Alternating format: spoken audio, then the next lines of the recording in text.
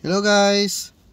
So lahat na ba ay nagmerienda at kumain na ng kung ano man dyan na makakapagpabusog at magbigay ng energy sa inyo? Well, dapat kumain na kayo. Okay guys, nandito na naman po tayo sa ating new session ng Toolbox Talk Meeting. Ito po yung topic number 14, which is tower scaffold. Yung nakaraan po ay scaffolding.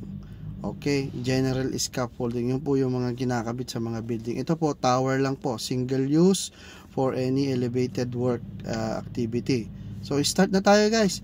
Tower scaffold must be only be erected those trained and authorized to do so. Kagaya ng scaffold, kailangan po trained po yung mga mag-erect ng tower scaffold.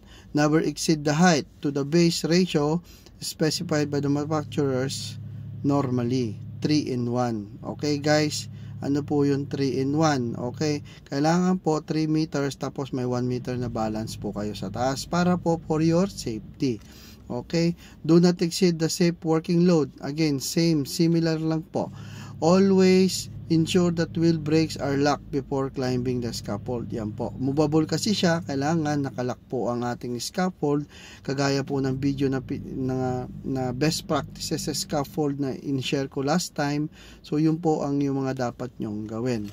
Okay guys, ito po halos parehas lang po sila ng topic.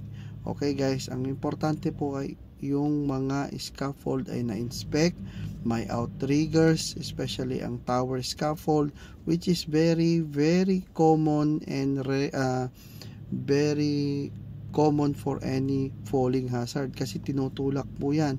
Pag may tao po sa taas ng tower scaffold, huwag po nating hahayaan na nandun sila habang tinutulak.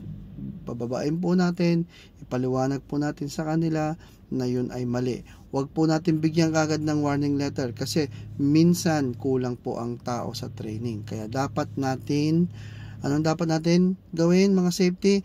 Turuan po sila ng tama. At pag yan po ay naulit, dyan lang po tayo magbibigay ng sanction or warning letter sa mga workers. Okay guys? Knowing that they attend the training, they sign and they acknowledge the training, okay, by signature, ibig sabihin po, naintindihan po nila yung training. Okay guys, maraming salamat po and see you on my next video.